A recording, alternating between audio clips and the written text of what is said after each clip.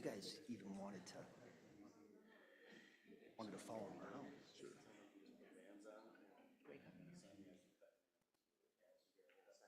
Just when you do this. Sounds good. Shake your hands.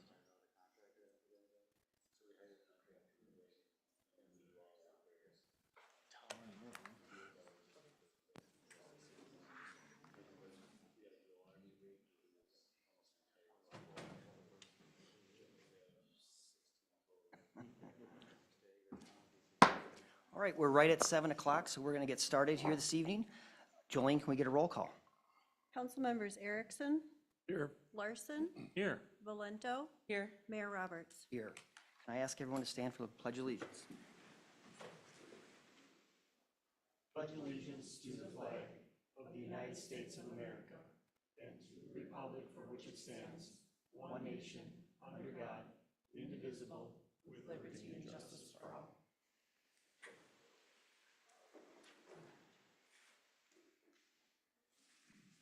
All right, I am looking for approval of the agenda that's in front of us. I'll make a motion to approve the agenda. Second. Any discussion? All in favor? Aye. Great. Great. Our next item is oath of office. Chief Peterson, I'm honored to be able to do this on my second meeting. This is quite an honor to be able to swear in two new officers, so looking forward to that. Yeah, Mr. Mayor and City Council members, good evening.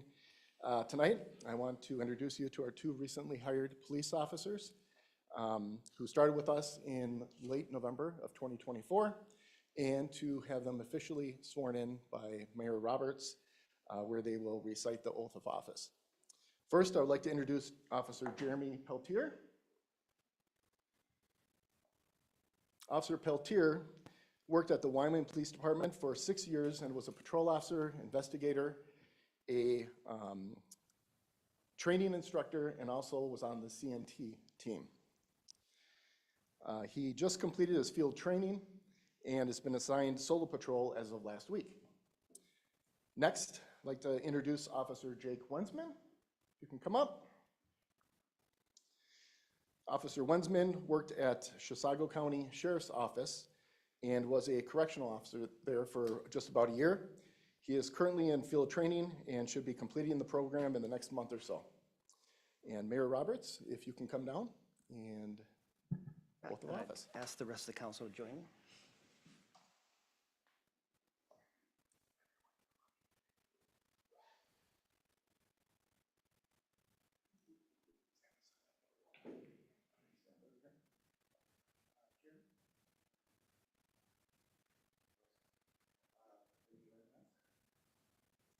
I, Jeremy Peltier, do solemnly swear. I, Jeremy Peltier, do solemnly swear. That I will support the Constitution of the United States. That I will support the Constitution of the United States. And the Constitution of the State of Minnesota. And the Constitution of the State of Minnesota. And I will faithfully discharge the duties of a police officer. And I will faithfully discharge the duties of a police officer. Within the city of Forest Lake and state of Minnesota. Within the city of Forest Lake and the state of Minnesota. Congratulations. Let me take some pictures after the kid, if you want.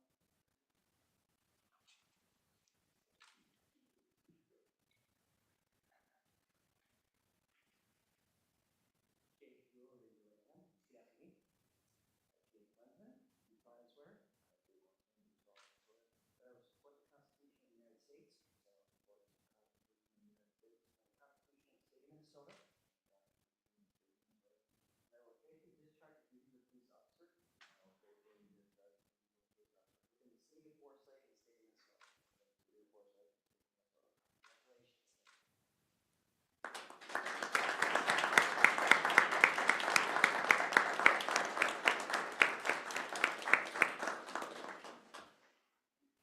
Congratulations.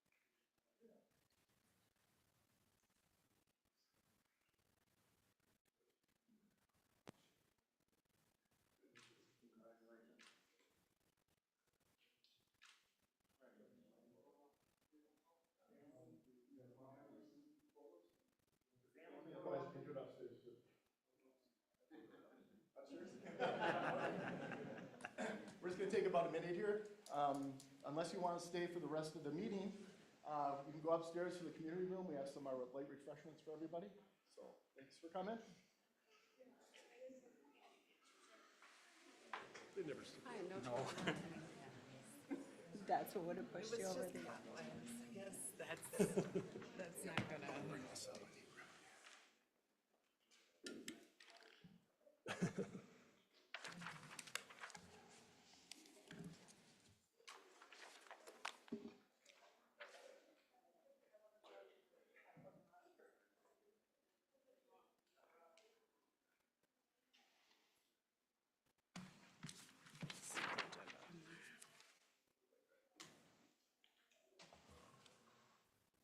All right, the next item tonight is the open forum. This is an opportunity for anyone to come up and speak on any issue city-related. Please state your name and address. No one else? Anyone interested in coming up to speak this evening? Great. So next is consent agenda. I am going to make a motion that we approve consent agenda 7 and then 7G through M. Actually, O. F, you can keep F. Okay, so is there a second? So are we pulling A through E? Yes, we're pulling B through F, B through F, so you're, or E. okay. I did that opposite, the wrong way, probably. I should have pulled those two instead of, yeah. All right, so, well, I thought, so we were gonna approve those, but we're pulling those for a second motion. Okay, So, so the motion is A and then F through O? oh, correct, I'll second that. okay. Any discussion? All in favor? Aye. Carries. Great. I will make a motion that we approve 7B through 7E. Is there a second? Second? All in favor? Aye. Aye. Abstain, abstention, one abstention. Right, first regular agenda item here, airport minimum standards proposal. Amanda and Silas are going to carry this on for us. Yes, thank you, Your Honor, Council. So in your packet, starting on page 71 is the proposal from Silas and Bolton and Menk to do airport rules and regulations. If you recall, this dates back to this past summer when there was a joint work session with Council and the Airport Commission. And at that time, at that meeting, it was decided that the airport rules and regulations, currently called the airport guidelines, needed to be updated. The last time those have been updated was sometime in 2009, and given their title, guidelines, it's a little ambiguous about their the legality of the current regulations. Fortunately, the current city engineering firm, Bolton and Menk, via Silas, has a lot of experience with our airport specifically and does have the staff to be able to do the new rules and regulations that we would need that would match what is recommended by MnDOT Aeronautical Department. I can let Silas speak to what he's planning to do or what he's proposing to do for the scope of services, and then we can come back to me in terms of what we're looking for from the council tonight. Sure. Thank you, Ms. Johnson. Thank you, Mr. Roberts and members of council. Pleased to offer Bolton and Menk support to kind of assist the city with development of airport minimum standards. So for what airport minimum standards will do is essentially establish the guidelines for all parties operating at the airport. So this will include all existing pilots that are based there, any existing businesses that are based there, but also for any proposed pilots or businesses that desire to base their aircraft at the airport. It'll set the ground rules for all parties in terms of what the city expectations are for anybody operating at the airport. And what this will do is we'll clear up any confusion amongst council, staff, and airport commission. If there is a situation that arises that needs to be addressed, the council, the city staff, and the commission can refer certain parties to these guidelines that have been reviewed and approved so that a decision can be made about the type of person or the type of action that's ongoing there. So what the proposal is it's a two-part proposal. You know, there's the development of the guidelines themselves in terms of what's going to be included in them. So I won't go through this, but there's, 13, task items that, Bolton and Mank, we recommend that are included at a minimum in Forest Lakes guidelines. Some of the key ones are, the administration. If a situation arises where these guidelines need to be imposed, what's the process of going about and administering them? So kind of it'll give city staff some resources to know, okay, this is the process to enforce these policies. The lease agreement, there's a number of different lease agreements that currently exist for pilots that lease the land from the city, but they own their own aircraft storage hangar. What these guidelines will do is create a new standard moving forward for any new lease agreements, but then also include, with the assistance of the city attorney, Ms. Johnson, some guidelines about, the current lease agreements in terms of if they need to be modified, updated, or what type of rules apply to them. Insurance requirements, obviously anybody that's operating an aircraft on city property, which is the airport, needs to have a certain level of insurance. And then also for any building that's leased on airport property, but is a private property, it's laying out the minimum insurance requirements in case an incident occurs. When it comes talking to like airport operations, there's two different types. So there's the general aviation population, which is, let's say I own an aircraft that I use for recreational purposes, and I'm, purchase and acquire and build a hangar at the airport. What are the rules and regulations for me to operate safely at the airport? And then there's a separate set of guidelines for any sort of business activity that would occur there. So this could be the laundry list of a fixed base operator, which is typically an operator that provides aircraft services, so fueling, restoration, maintenance, charter service, those types of things, and then a number of different types of aeronautical businesses, flight instruction, skydiving, aerial spraying, even if there's specialized activities. What these guidelines will do, at least set up some minimum guidelines for any prospective business that wants to base and operate at Forest Lake to set the ground rules for them coming in there. Through the fence is something else that'll be detailed. I know there's been some discussions with a neighboring property owner who has explored possibly a through the fence situation. So what through the fence means is that somebody that's has aircraft off of airport property is permitted access onto airport property to access the runway. How it sits right now is if you have an aircraft that's not based at the airport, you have no means of actually accessing the airport unless you fly in or fly out. This will allow someone who has property next to the airport to operate freely to come and go off the airport property. And then there's a variance request, which will be documented if there's a reason a certain individual has a reason to request a variance to any part of the standards that are developed. It'll outline the process with which that person needs to come to the city, the council, the commission to request a variance, and then penalties. If there's a need to enforce action upon someone who's not abiding by these policies, that's what these minimum standards will develop. I'll pause there if anyone has kind of questions or comments about what the airport standards will include. Do I have any questions? So a couple questions. I've been in meetings about the airport, and there's been a lot of parsing of words over guidelines versus policy versus standards. Whatever this becomes, will that mitigate all that ambiguity? Yeah, Your Honor, Counsel, yes, that is certainly the hope. These will be rules and regulations as opposed to guidelines. They will be clearly adopted by the council. The current guidelines, we can't find a formal action that actually adopted those. So these will be formally adopted by the council as the airport's rules and regulations.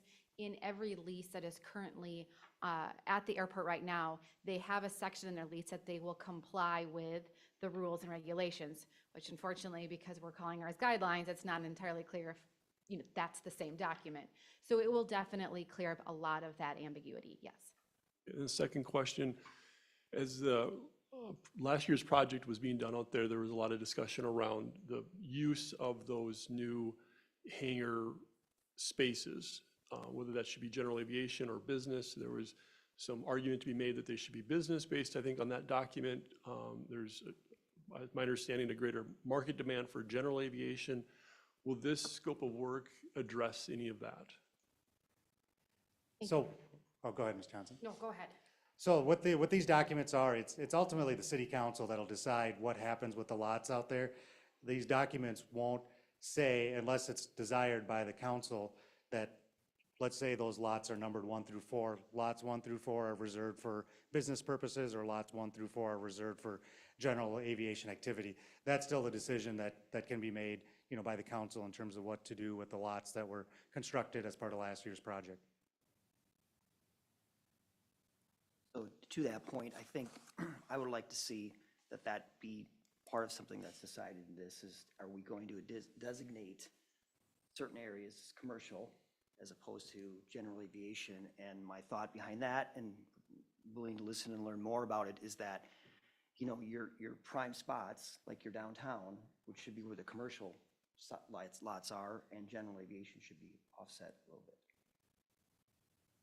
I agree with that, but I don't know that this project, I mean, obviously this project isn't intended to address that element, so where does that get addressed?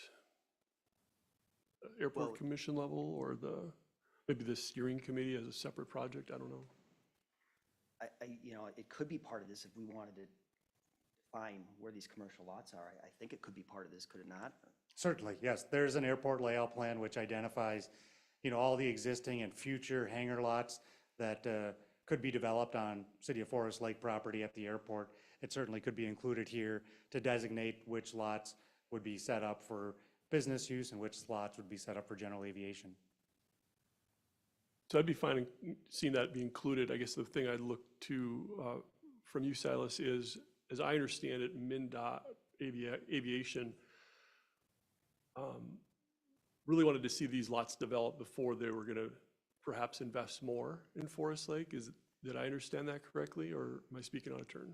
No, that's correct, Councilmember Erickson. So there was a number of discussions about where is the ideal location to develop additional hangar lots.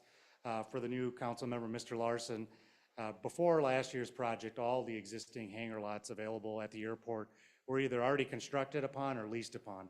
So, and there was a waiting list of pilots wanting to build a hangar here. So the city and the airport commission had numerous discussions about where best to develop the next row of hangars. The first location that was explored was further south of the existing hangar area. But when you looked at the development cost for extending sewer and water, plus the civil infrastructure cost, it was more costly than just extending to the north where the existing hangar number 1, the large hangar, is. So ultimately, just because of cost purposes alone, MnDOT made a recommendation to the city that we could fund, you know, 4 lots to the north. Once those are constructed and built upon, then they can entertain again development of lots to the south. So that's what Councilmember Erickson is just trying to state, that once those 4 lots are built upon or leased upon, then we can re-engage MnDOT about development of additional lots to the south. Thank you. And so, you know, that steering committee could help decide how much weight we want to put on that specific item on this. And Mayor Roberts addressed the second part that I wanted to discuss, was kind of a steering committee here.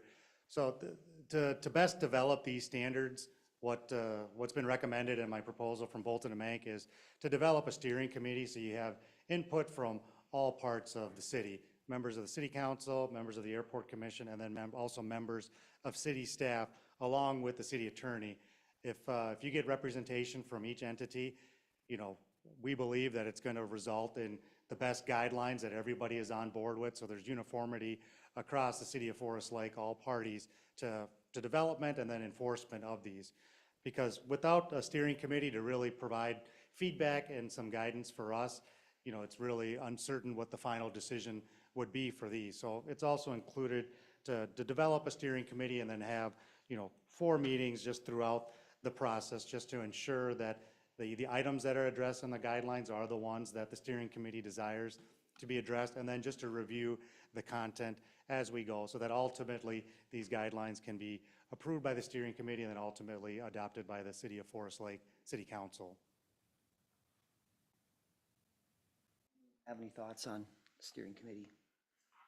Looked at the makeup, so like I think Silas mentioned, 2 council members, 2 airport commission, and then staff, depending on what subject's being discussed at that particular meeting. I'm- Go with that. Yeah, I'm in favor of that. I'd be in agreement with that. So my thought then would be, since I'm the liaison to the airport commission, it would be myself, and it would be determining then who else would want to be in that role. Obviously, we have a new council member that's going to be appointed no later than hopefully February 10th. And so it could be that person, but anyone willing to volunteer? And we can, not put any pressure, but if there's no one real strong on it, we can, we'll sign someone up for their job right away as soon as they're appointed, I guess. There's people left. And so the other part of it on the staff thing, when our new city administrator comes in, maybe he'd be a part of it, but then decide what other additional staff would want to be or needed to be part of that committee, if that makes sense. No one else from council wants to be on it, I'd be fine. I enjoy that stuff, so I'd find it fun. So do you want to wait till we appoint someone, or if you're willing to take it on, that's great too. Doesn't matter to me. I'm not gonna sit here and run to do it, but I'd be fine if no one else wants. I don't think we need to have a decision on that tonight, do we, on the actual, on the council side of it? Because we still have to decide who's going to be on the airport commission side of things too. Correct. I mean, my assumption is it would take some time to develop the steering committee and assign the persons to it. I mean, our goal is to try to get the first steering committee, sometime in the March, April timeline. That would be ideal to start running through it. And if the proposal gets approved, we're going to start on the draft for each one of the items that I discussed earlier, but we'd like to kind of know who the steering committee is to kind of start gauging input from them about additional items that we might need to address. So we do need to make a motion on this and approval of this. Just a couple comments. I think this is much overdue and needed. It's going to straighten a lot of things out there and get that airport to be as efficient and generate some revenue for the city and the taxpayers. So I think it's a no-brainer. So with that, I am open to a motion. I'll make a motion to approve the airport minimum standards proposal as presented. Should be completed at an actual cost not to exceed $30,000. I'll second. Any discussion? All those in favor? Aye. Aye. Opposed? Motion carries. Thank you. Thanks, Silas.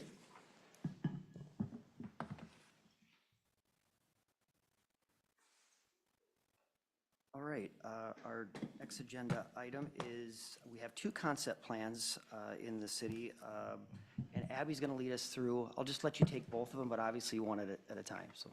For sure. Thank you. We had to do a little musical chairs to access into the AV here, so should be coming up with our first one, the Serene Concept Plan. So the city has received a concept plan application from Twin City Land Development for the future platting of the Jeffrey and Barbara Serene property. It's shown up there on your site on the screens. For frame of reference, we've got County Road 50 or 202nd Street North, and then Goodview Avenue. So the property has access off of Goodview Avenue and connect with the neighborhoods that are developed both to the north and the south. The purpose of the concept plan review is to obtain informal review comments. Nothing is binding, but this really helps development teams go back and help align their plans with city goals. If there's things that are in conflict with any of our long-range plans, they address them. This is the time really to provide some of that just informal feedback. So I'm going to give a high-level presentation at least on the proposal that's in front of you, and then turn it over for you folks to chat with the applicant if you'd like. So the total property is just a little over 38 acres, just under 20 acres, the west half. Predominantly of the property is proposed to be developed with 61 single-family homes. There's about 7 acres of wetland on the property, and then the remaining acreage on the east side of the property is proposed to be undeveloped at this time. When it comes to consistency with our comprehensive plan, that's kind of our guiding document for all things development. The plan generally conforms to our comprehensive plan. It's the overall site, though does not conform to the density standards. The area being proposed to be developed does conform to our 3 units per acre average, or our minimum requirement. The zoning district for the property is MXR1. That's our mixed residential, so it's both single family and would allow for townhomes. One of the challenges is that district does have a minimum lot size of 7,500 square feet. The developer is proposing a number of lots that are conforming with that 7,500 square foot minimum, but there are some lots that go as low as 6,500 square feet and some that go as high as 9,700 square feet. Additionally, we do require a minimum lot width of 65 feet. They do have some 55-foot wide properties just in the northeast corner. It's hard to kind of see with the aerial shown on the screen, but those lots that are at 55 feet in width do line back up to the properties just to the north that have a little bit more dense detached home design. So the development would be requesting, or the developer would be requesting, a planned unit development that's an overlay to our base zoning district. And what a planned unit development's intent really is to allow for that design flexibility when there's uniquenesses to the property. It allows for developers to ask for concessions such as smaller lot sizes and widths to help promote, efficient land use, preservation of open space, preservation of natural features.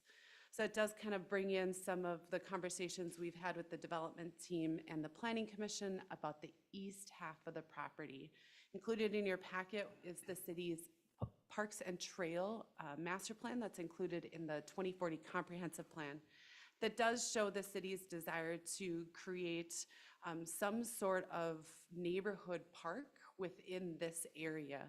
So looking back at the previous plan, city staff has been working with all 4 landowners and potential developers on acquisition through the platting process of some park land to be dedicated through this area. This is the combination of woodlands in the area, some of the other natural features, the access from many neighborhoods into this area would make a nice neighborhood park.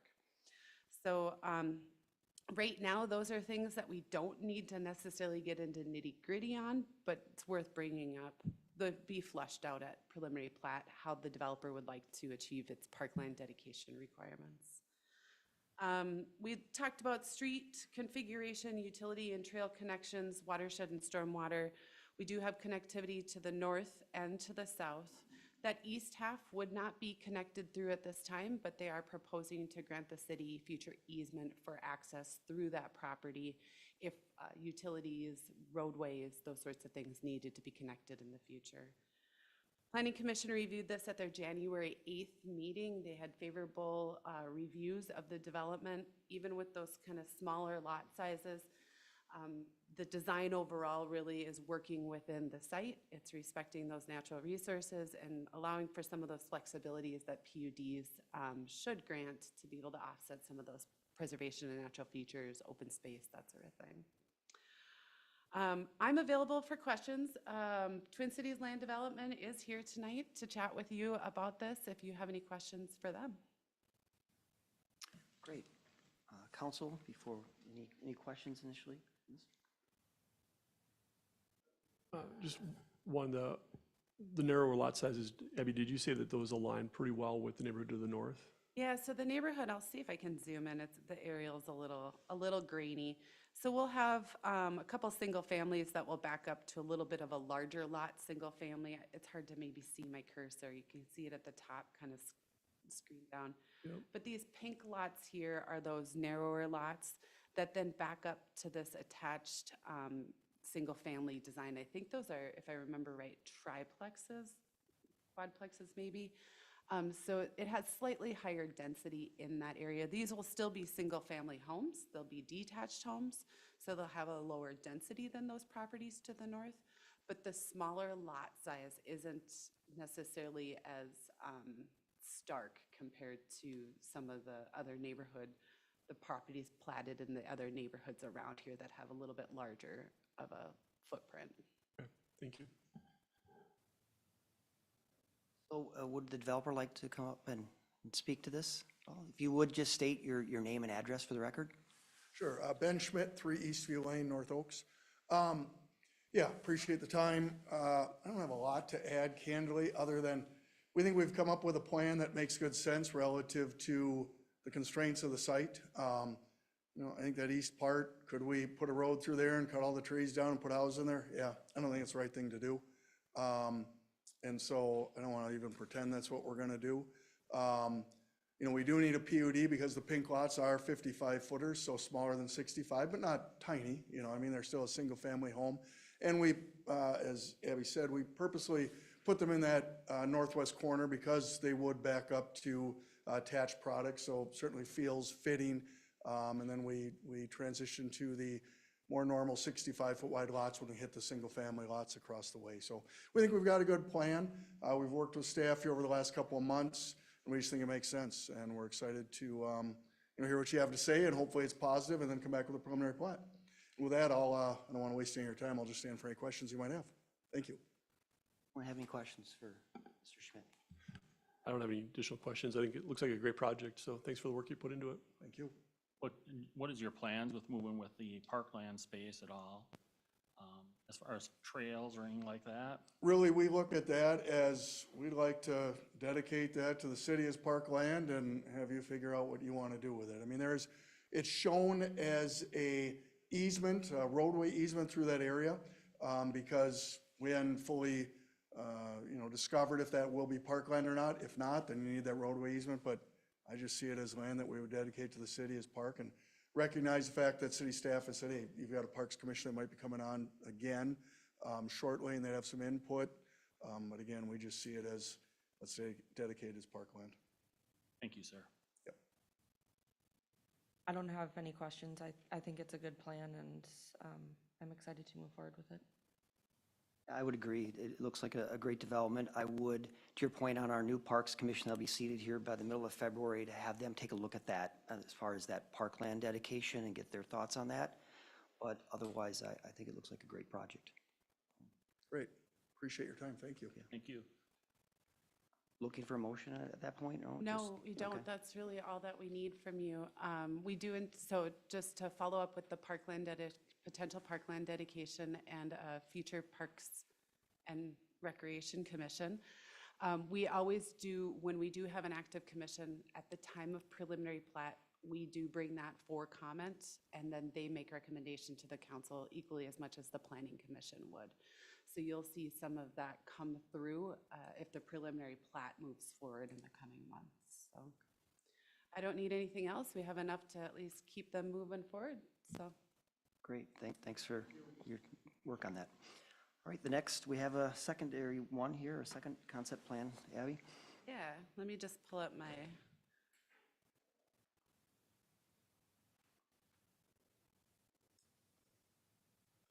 Similar to the last application, concept plan review, informal review comments, non-binding. Sheldon Frank has submitted an application. Sheldon Frank of Schleba, and forgive me, I have to stop and think of how to say that every time. For the subdivision of this 10-acre parcel, when you take out kind of wetlands on that area, we're down to less than 8 acres. We are proposing 27 lots on this property, all single-family homes. This is also zoned that MXR1 with a minimum lot size of 7,500 square feet, minimum width of 65. The developer is proposing a mix of 45-foot wide and 53-foot wide lots that range between 4,700 square feet and 56. So there are some concessions being asked for.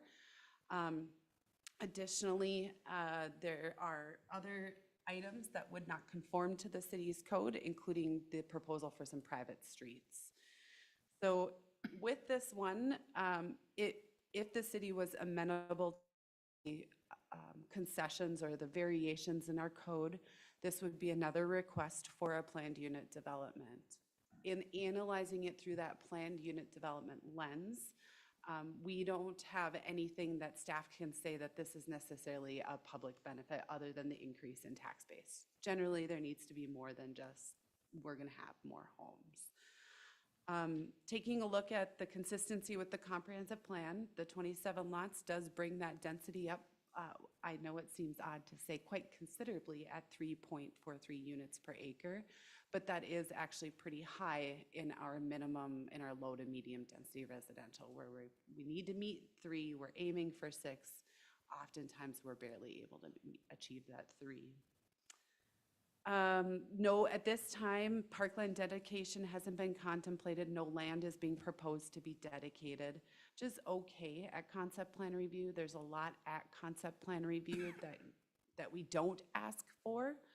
But this is a time to start kind of having at least those preliminary conversations before platting about our desires for parkland in the area.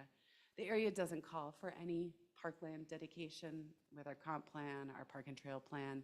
So it's not like staff would be actively encouraging us to acquire land in this area. I mentioned just the concern for the private street design. Our engineering has reviewed this project. This is the second time it's kind of come around in this last decade. And same as the last time it was reviewed, we are concerned about the utility connections and the ability to service the property without having to put in certain features.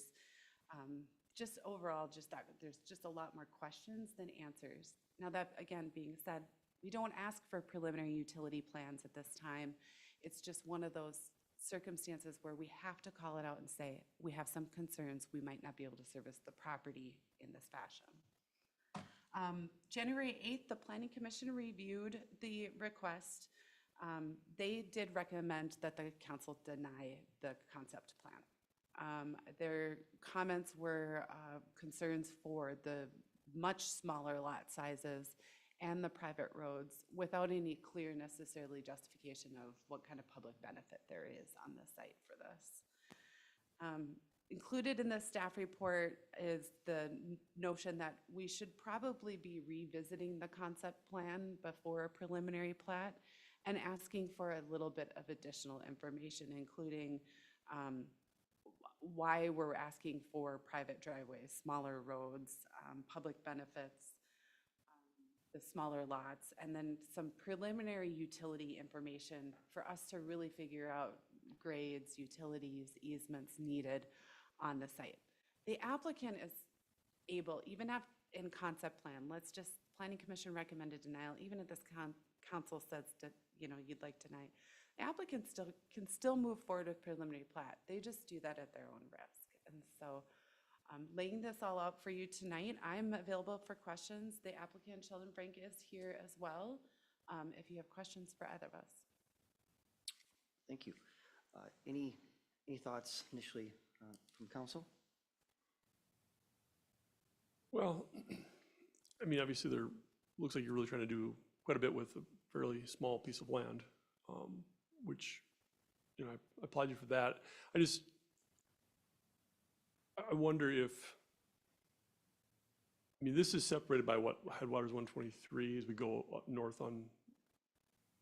Yeah, here's the site plan. Just to the north is Headwaters 123. Tannersburg Golf Course is to the south. Some of the uniquenesses to the property are creating this. It's odd to have this really weird little not even a triangle, piece of property kind of just smacked together. I know in previous renditions of this development, the council reviewed requests for land acquisition, some land acquisition associated with Headwaters 123. It's my understanding that the landowner has inquired about that, but has not asked about that with city staff. My concern with us contemplating piecing off a portion of Headwaters 123 before we do some greater analysis of the site is that we could be risking future development options just in terms of how that all flows through there. Now, that being said, I think in looking at their development plan, I've seen many property or developments that will do what is called like cluster design, where you're kind of really making those smaller lots, you are putting them closer, but to try to preserve some of the other areas in there. I haven't looked to see necessarily how that might be able to be achieved through here. It's not uncommon, especially on golf courses, to have smaller lot village kind of design. I think it's just that how. Ryan, could you maybe speak to just some of the challenges on part of this that we're might be looking at? Mayor, City Council, just some of the information that we have, some previous concepts, right, in this particular area, halfway, 3/4 of the way into the developments. Previously, we were under 5 feet in depth of the sanitary sewer manholes in the road, even closer to 4. You're gonna freeze your lines. By the time even the lining gets to the house, it's gonna be even shallower, even if it was a slab on grade. But it runs out of gravity. Grade goes downhill, but the pipe has to go the other way. So long-term, there is a lift station that would be planned to be way west of here and kind of pick up that area, then bring it back to the Met Council line, or otherwise they would have to install a lift station for this western portion of the development. And a lot of lift stations, this isn't an area we would have one that would serve a larger area, so that would be a lot of capital upfront. Existing water mains just under 2,000 feet away, so that would have to extend water main just almost 2,000 feet to get here and then through the developments.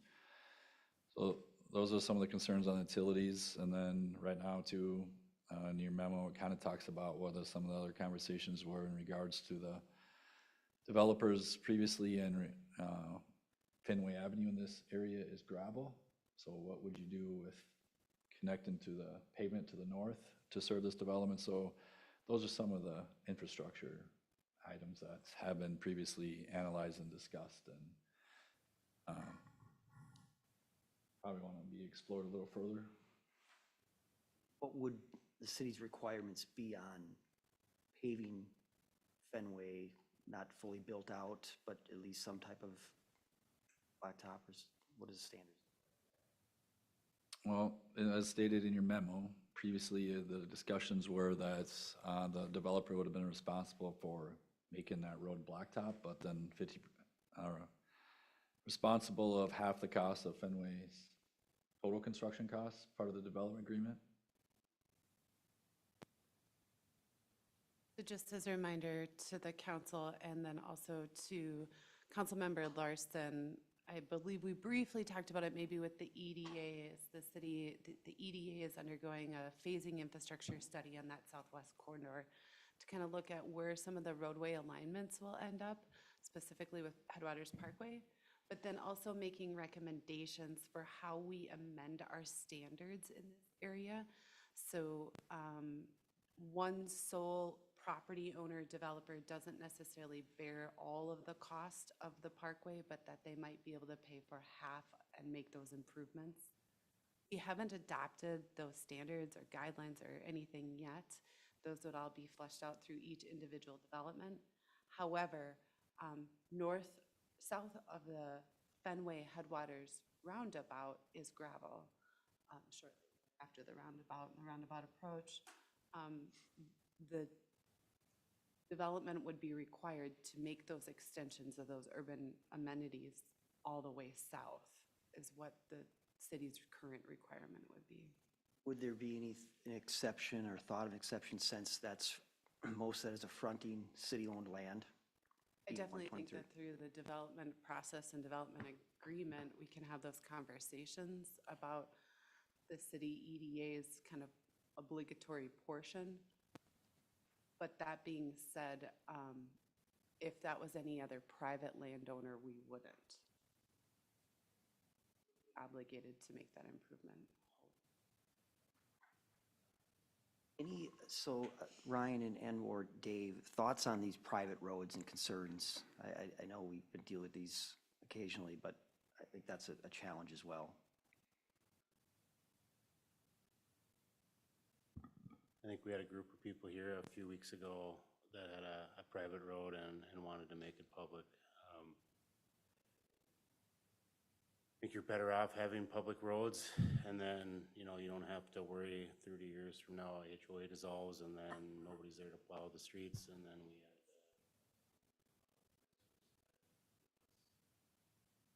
Castlewood's a good example. It's a public street, but it's privately maintained. They plow the roads, they do all the maintenance out there, but on our CIP that we also run into when you have utilities running underneath sewer, water, storm. If one of those has an issue and we dig up on a driveway, a private driveway would be the homeowner's responsibility to patch that back together.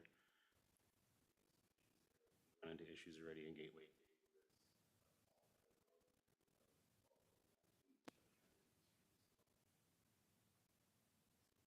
Nice tool that you can shrink down your size of your roads to be able to fit stuff in, but I think I and the rest of us 30 years from now would more happy if we had them all public roads, and then through the development agreement or through the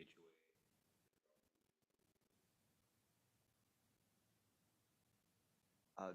Mr. Frank, would you like to come up and speak to this? Just state your name and address for the record. Name's Sheldon Frank from Hugo, Minnesota. Appreciate the feedback on it. It's kind of been an uphill battle on this parcel since I bought it 4 years ago. Was aware of some of the constraints and stuff with it, and been working with planning over the last few years on it. And you guys, the guy that was here originally I was talking with is no longer here, and then I think you went to a third-party system. And this is my third concept plan I've brought forth, and I've been trying to battle to figure out what would fit best in here. And originally it was set up as a just straight single family. We were getting like 19 homes in there. And I just did the feasibility, didn't really work just because of the amount of lots you're getting out of and doing all the added stuff with bringing in, paving the road and dealing with the utilities and stuff like that. So I switched venues to, well, let's do row homes or quads. And I kind of got pressure back from the golf course owner on what was going in there, because it obviously affects the look of his golf course and stuff like that. And I just kind of tabled it at that time. Just because it just didn't seem like there was something that would work. And I got, Robert Thomas Homes came to me asking about the land, asking if they could possibly acquire it, and kind of stemmed me to start thinking, well, maybe I got something here that I can start reworking again now that it's 2-3 years later. And basically what we have up here is what Robert Thomas was kind of proposing to put in. They gave me specs of their homes that they've been having a lot of success with, and thought would fit the area really well. The lot size are smaller than what to the 7,500 is minimum requirement, but it's something that's been desired and being done in multiple other areas. So I didn't think it was too far off, but obviously the private roads are concerned. I understand that, but you're basically dealing with like Abby said, a regular lot, and it provides some challenges on what you're going to fit in there. So to get enough lots out of there to make it feasible, that's why those private roadways were put in. I looked at different ways if the city was willing for me to acquire some land to the north. Maybe you change it up, make the lot sizes a little bit closer to that 7,500, can get rid of the private roads, and maybe you do something kind of more U-shaped throughout it, so you have stuff on all four sides and then a row of homes all along hole 16. But last time I inquired about purchasing land from the city, they had no interest at that time because it was reserved for a tech property, which I don't know what your guys' thoughts are on it at this point in time, 4 years later, but I probably wouldn't need much to get that done, and it definitely would help me out in the process of putting in something in here that would work for both parties. All right, you guys questions or comments on it, or? No, I mean, I appreciate you, continuing to explore ideas. Yeah. I mean, it sounds like feedback from Abby and Ryan that maybe it's just a little bit in advance of getting this southwest area developed. So I look forward to the continued conversation at the EDA level about that work plan and what that looks like, and exploring, what does the near-term future hold for Headwaters 123, because it has been a few years. Yeah, I will say that the EDA does have in their 2025 work plan, the first quarter, probably with our new administrator coming on, we'll give them a hot second. It might be that April timeline. My goal was to have a joint workshop with the EDA and the council just focused on 123. I think a lot has changed since was added in the tech corridor was created. There's been a number of different things that have happened there, and we do seek a lot of inquiry for residential development of the site. I would not recommend that the city reconvert this back to wholly residential, but I do think that we need to have some conversations about whether or not we need to continue to reserve that parcel for the intended or the desired hopeful use of a data center. I do think that there's the possibility for some mixed use through there, but I do think that those are conversations the council and the EDA should have before we really start kind of looking at how would we want to parcel this off for a specific development such as this. Nothing against this development, but it is a leapfrog development, and we want to make sure that we preserve whatever we can, the most that we can, maximize the 123 site for the whole of the community, not just this one development. So I can appreciate that in the staff's thought. I'm wanting to hold that as, and do more study on that. I think, because we had a developer 5-6 years ago come to us with the same thing. And if it's if this property, the site, the 123 is mixed use, I see this southern part being this residential, and especially along the golf course there, to peel back 5 acres or whatever it is, I would be open to at least the conversation and see maybe with the developer what they would need and make that part of what was presented to the EDA to see if this is something that they would be interested in doing. I don't know if any council would be agreeable to that, or if pretty staunch on holding. Be open to that conversation. Yeah. I think it's talkable, so run it through the mill and see what we can come up. I think we can have the conversation just as long as, I think would be important to have that conversation side by side with the bigger conversation of Headwater 123. Kind of first get the broad ideas and the broad pictures of what that looks like, and then bring this conversation with. What was the time frame, Abby, on that year once city administrators? It would be kind of the end of the first quarter, start of the second quarter. Haven't really scheduled anything out. I was thinking that late March, early February was going to be more in line with when we can get Mark up to speed, kind of get us prepared for it, to really have a meaningful conversation about the site, that we could really walk away with some good, clear direction on what we're going to do with 123 this year. So I think it's a little ways off, but I think Mr. Sheldon and I can sit down, we can kind of talk about, we wouldn't want full engineered plans on any of this, but kind of just napkin sketch some of that site out. EDA did do a little bit of ghost platting on this site. It hasn't been that public a couple of years ago. And so, but again, that was all for non-residential. So we might be able to see how that roadway design and those sorts of things could blend right into this one. It would give us some time to kind of vet through that, to bring that into that conversation as well. Does that timeline work okay with you? It's completely fine. I mean, I've been sitting on it for a while right now, so it's something that I was hoping to try and get moving forward for 2025. My current wetland delineation expires at the end of 2025, but obviously you're gonna need to get a new wetland delineation done if there's more land acquired anyways, so.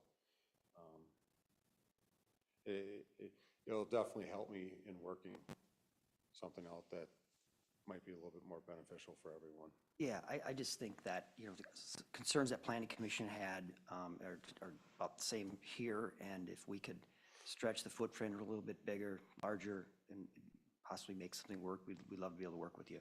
All right, appreciate it. Thank you, Abby. Yep. Thank you, Thank you. council members, an honor. Thanks.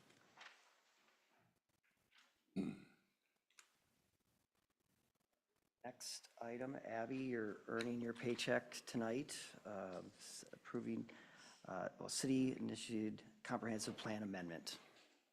Thank you. Roberts. I didn't say that with a question mark, but I think that's the first time I've said that. So. Tonight before you is a city-initiated comprehensive plan amendment. As the council is aware, we've had this conversation ongoing for a little while. In 2023, it's some kind of land use changes along Highway 61 being contemplated, which really led us to look at our comprehensive plan and our zoning code. And having conversations with the Met Council, we learned that we placed quite a bit of emphasis on our residential density requirements along the Highway 61 corridor and that mixed-use land use category. So I had asked Bolton and Menk at that time to do some preliminary analysis on the housing density requirements that we have to see if we might be able to pull back some of those density requirements along the Highway 61 corridor, since we're seeing such an influx of high-density residential wanting to be placed along that corridor. I don't think it was the city's intention to necessarily have the entire Highway 61 corridor develop as high-density residential. We wanted to maybe see that mixed use and really try to figure out how might we get back there. So in 2024, we did 2 comprehensive plan amendments unrelated to this one, but that kind of set a new baseline for us. But it also shed some light on the fact that we have some inconsistencies between the city's comprehensive plan and the Met Council's comprehensive plan. So we knew as a city we needed to update our comprehensive plan. And some people would ask, well, why would you not just take the Met Council's data? Because we don't want to. We want to make this the most favorable to Forest Lake so that we can have the most control over our numbers in the long run. So the goal of this is to establish a new baseline so that the Met Council data and the city's revised data are consistent with one another. This kind of mid-cycle planning update really allows for us to have more realistic conditions. Our data is better, even things like our GIS is better than it used to be. And again, it just makes it more favorable for us in the long run. All of this is kind of leading up to what would be the 2050 comprehensive plan. That's a big overhaul, not big overhaul, it's an update, but it's a big plan, a planning process. And the goal is we want to have as much housing data as we can as possible to better really make sure that we're guiding our community the way we really want to guide our community in the long run, while also achieving those Met Council pesky density requirements.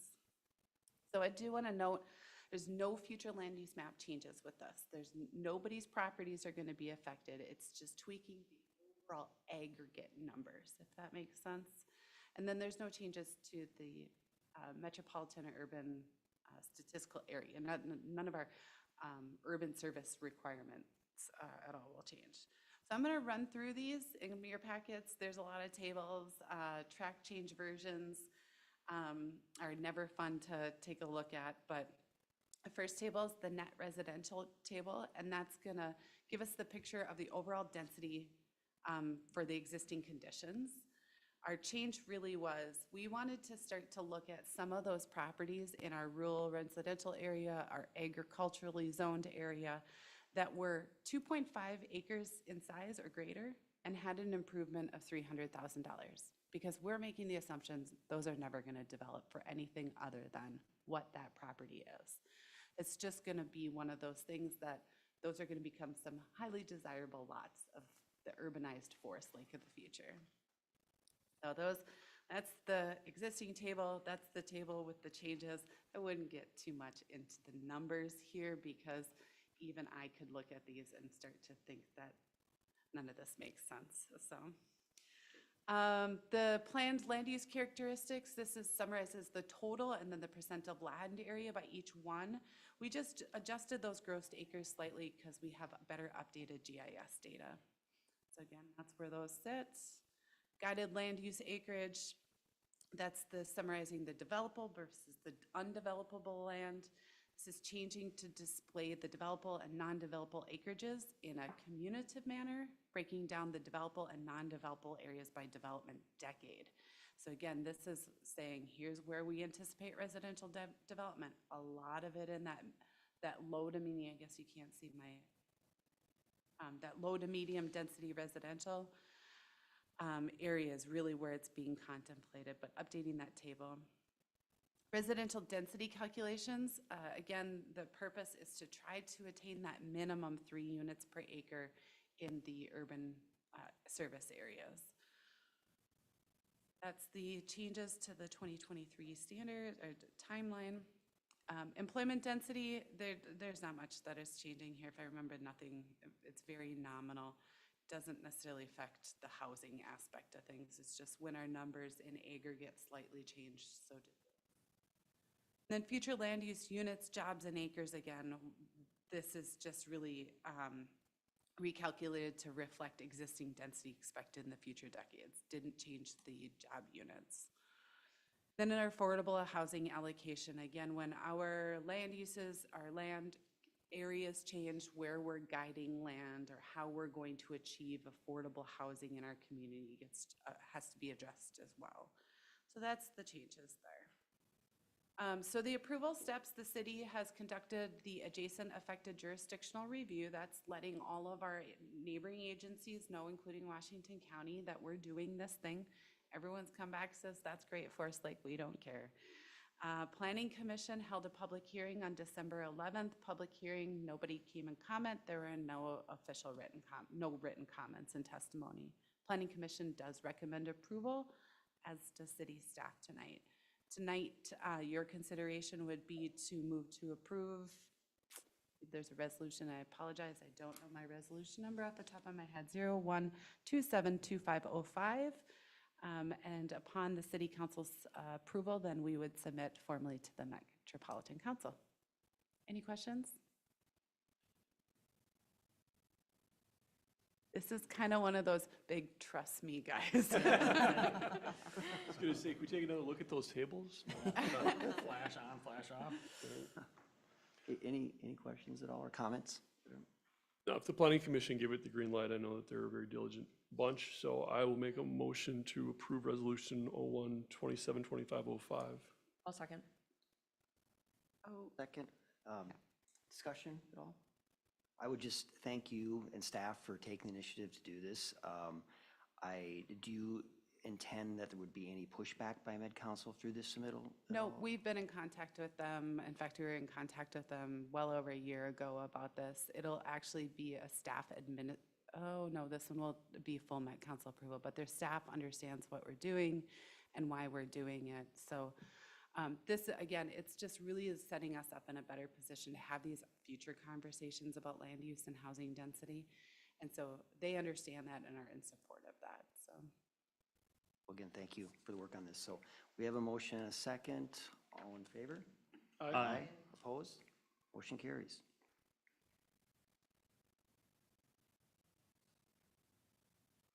Great.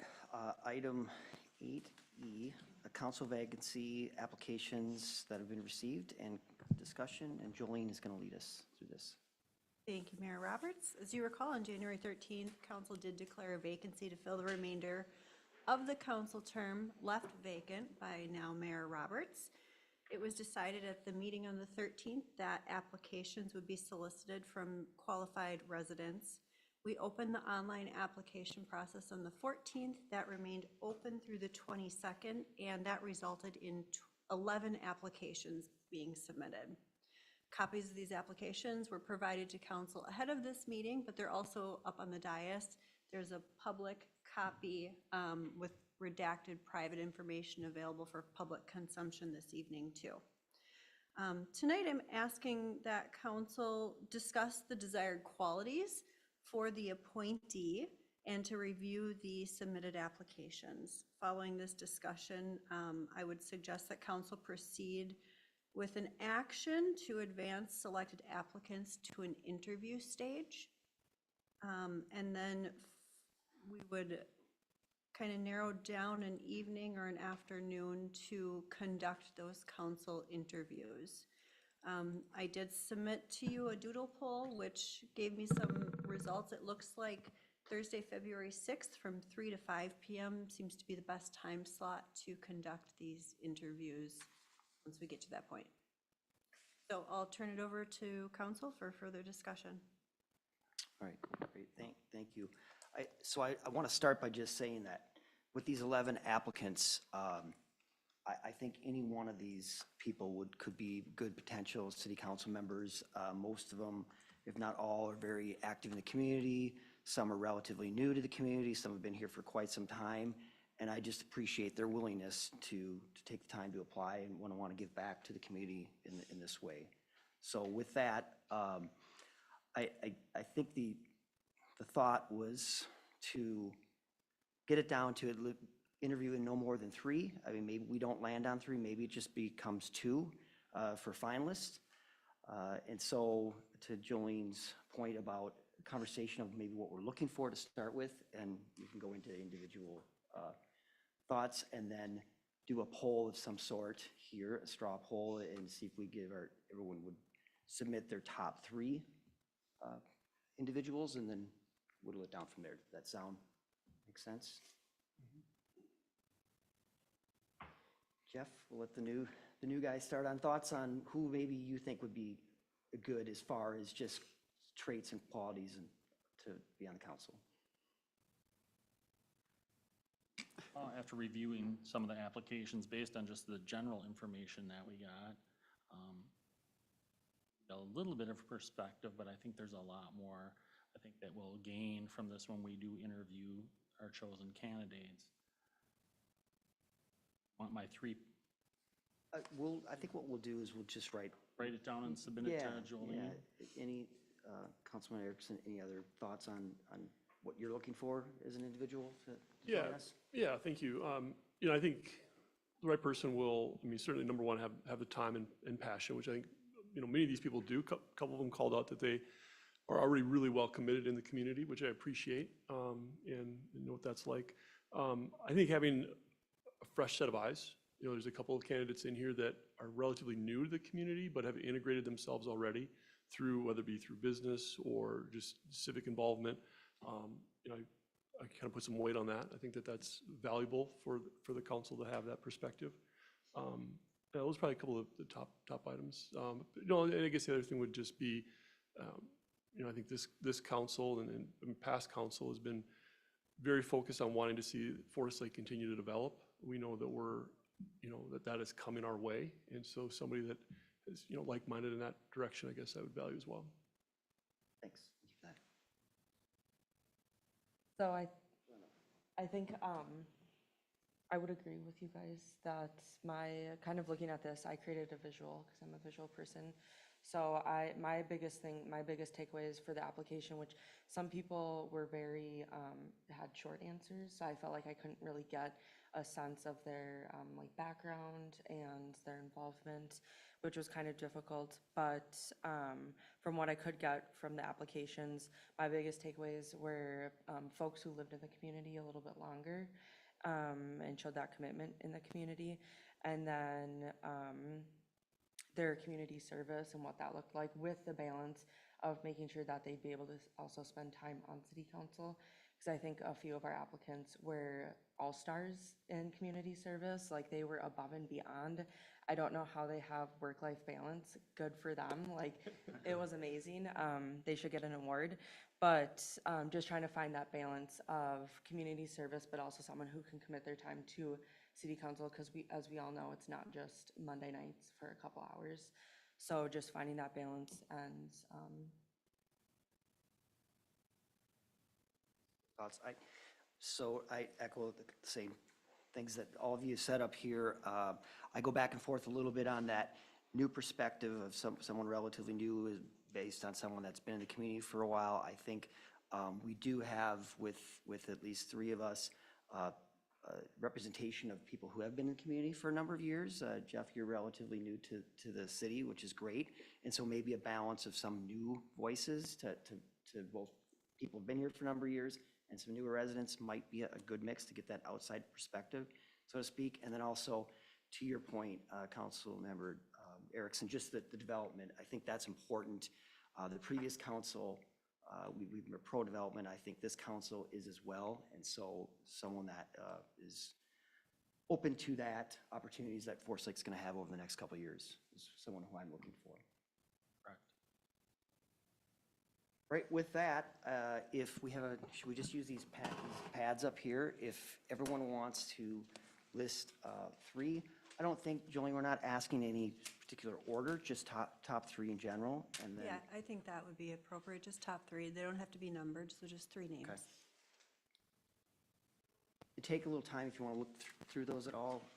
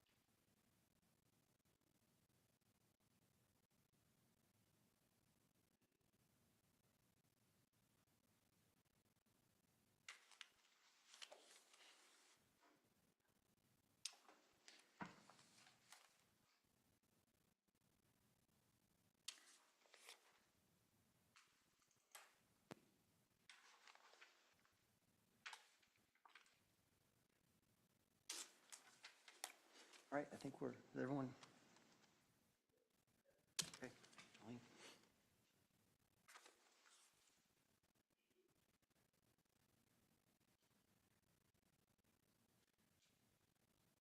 And again, I just want to add once more that any of these individuals could be on position to be in our seats and give value their willingness to put their name forward and give back in this way.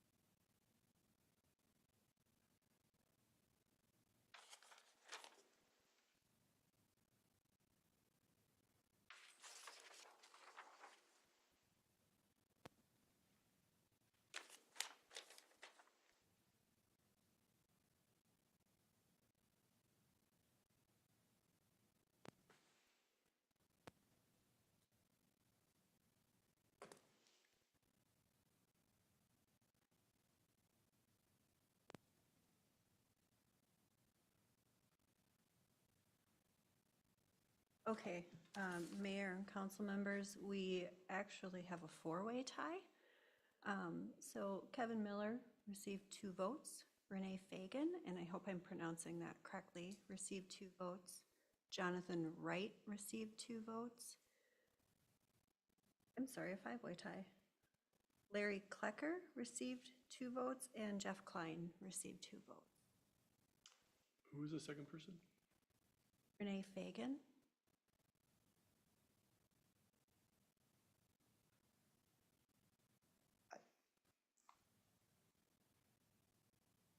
I'm open to bringing it up to 5 if that's the desire. If we want to try to get it down to 3 here, we can, but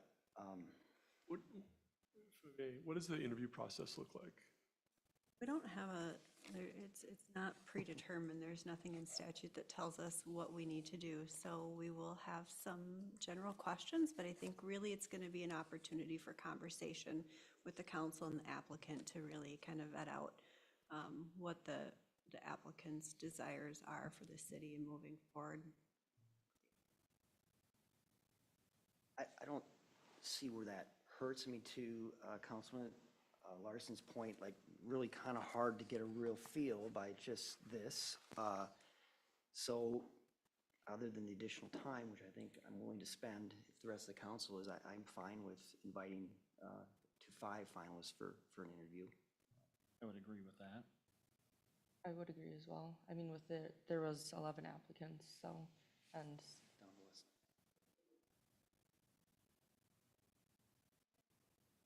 I'll forward with interviews for Kevin Miller, Renee Fagan, Jonathan Wright, Jeff Klein, and Larry Klecker, correct? Right, and you know, after reaching out to them, maybe if there's a change of mind, maybe that doesn't end up being 5, but. And is council still agreeable Thursday, February 6th from 3 to approximately 5 p.m.? We might need to move that end time a little bit just to allow for 5 interviews, not rushing people out the door. That time frame still work?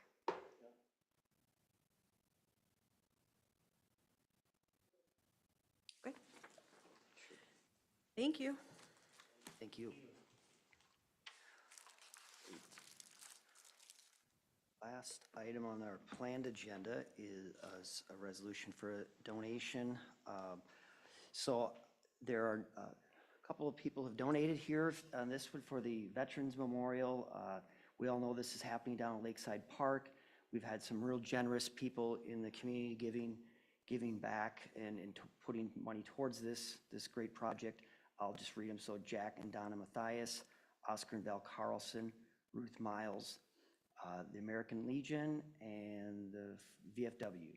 So I will make a motion to accept these donations in gratitude, resolution 01272501. Again, accepting these donations with gratitude. Do I have a second? I'll second. All in favor? Aye. That's, motion carries. Great. Okay, so we have the discussion item here, and Dave's going to lead us that. I don't, if anyone's been down to the park and seen all the ice heaving, it's amazing. It tells you the power of Mother Nature. And so we put this on here just to talk about that, and then maybe a little bit about the plan that we have in place for the shoreline and how maybe we might speed this up based on the damage that's happened. Yeah, so if you haven't been down there, I definitely recommend you driving and taking a look. It's to the point now where it's pushing over the light poles in the park. And just talking to Al before the meeting, he said it was heaving on Saturday too. The traffic was pounding down the heaves with that snowmobile events, but it's definitely moved. Staff was out there today, just taking more pictures, and it's definitely more just since last week. Park was put in 2005, and there's some public works staff, at least here, that's been here since it was built. And my 10 years here, there's probably 6 out of the 10 we've had to do minor work down there, resetting boulders and minor heaves, but path and heaved on both sides and tipped over. It's still going to. It's not even, I mean, Lakeside, it's, our city amenity, but if you look, private property owners, both directions, all the way around, I mean, it's colossal. You have an issue, but there's a lot of property owners that have a major come spring too. Our plan right now is to just keep letting it do what it does. We might have to make some decisions before the frost comes out, whether or not we want to try to rip out some of those big chunks before the ground thaws and then bring them to a thaw out. And then a lot of thoughts are going into this. I don't know exactly what we're doing. We're going to be contacting our insurance company, or like our streetlights will be covered, what they'll consider the path or the actual.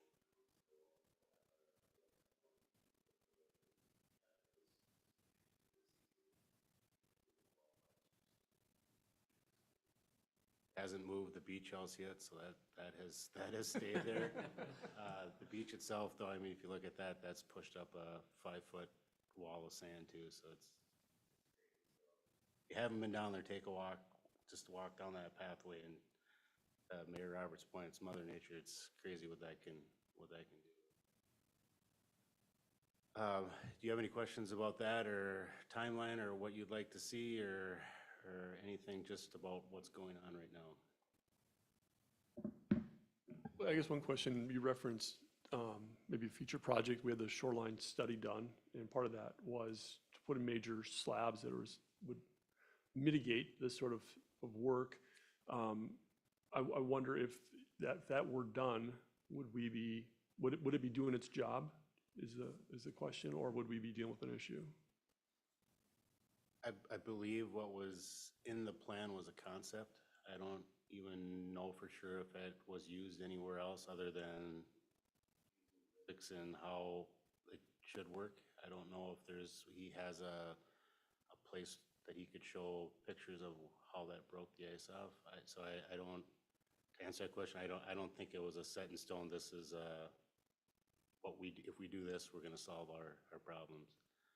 So I don't think I would roll the dice too much on that until you knew that you saw some examples of that work. That'd be a lot of stuff to put in, and if it didn't work and pushed all that up, then we'd have top of, if that was, park, and then you had to come back in. Abby and myself are to ask them for different alternatives and solutions. We driving shoring there, pilings to try to reinforce that shore, and then, pour concrete. Firmly against it because it gets rid of shoreline. I think we have damaged pictures from previous years, but I mean, we control them.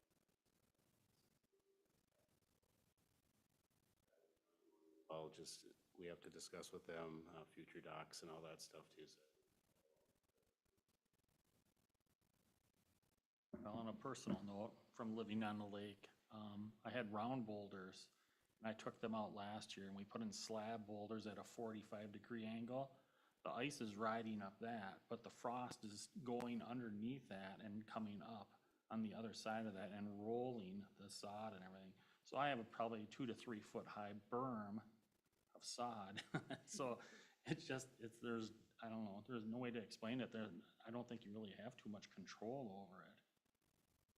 I guess it's a kind of a yearly thing, and then lately it's been worse than most, according to my neighbors, who's been here 20-something years. And he goes, I've never seen it as bad as like last year, and this year is even more so troublesome, so.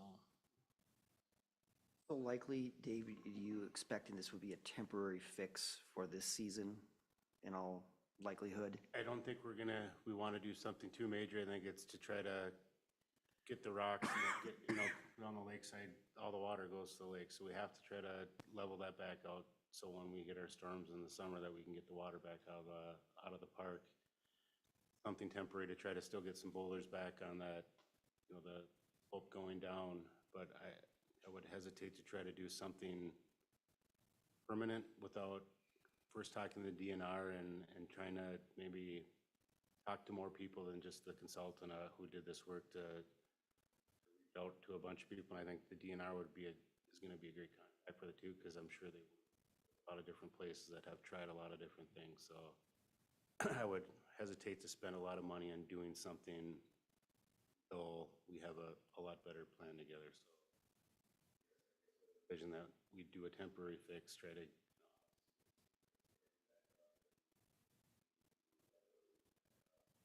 river path that shifted. If it's still flat, we just probably leave that alone and not. The yearboat club entrance too, all the conduit pulled out, the water lines pulled out, ripped the fuel line out. I have pictures of that, we saw that this morning, so. Boat club this morning to let them know that they got.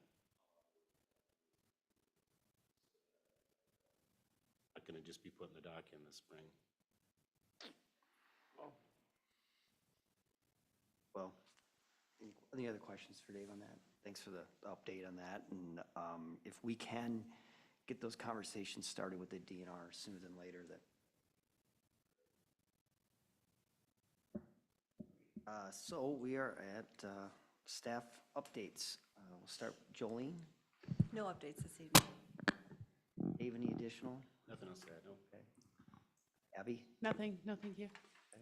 No updates. Steve Peterson, no? Ryan? Mayor, City Council, just make sure you have on your calendar, we're gonna have a public open house for North Shore Trail Maintenance Project, February 18th, up in the community room, 4:30 PM to 6 PM, so that's prior to your City Council workshop that night. Answer any questions or concerns that residents might have any with the project, or some of them probably will just want more information since it's by their house, so. So that isn't in, because, well, on a road improvement like that, since it touches somebody, is that a mailing at all or not? We're sending mailers out, plus we'll work with the city and getting that on their website.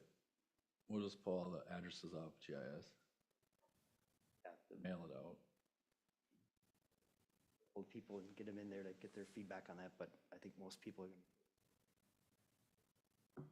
It's there. Amanda, anything?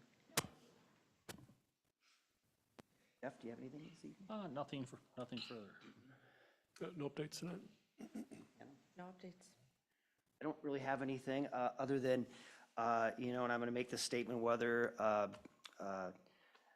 Pete Hegseth was a Republican or a Democrat, but I think I can speak to most people in the city that we're very proud of our native son to get to the point where he has to be on the cabinet of a presidential cabinet and the next Secretary of Defense. So we wish him the best and welcome him always back to Forest Lake. Anything else? Motion to adjourn? So moved. Second? Third. Aye. Aye. Motion carries. It's like an auction.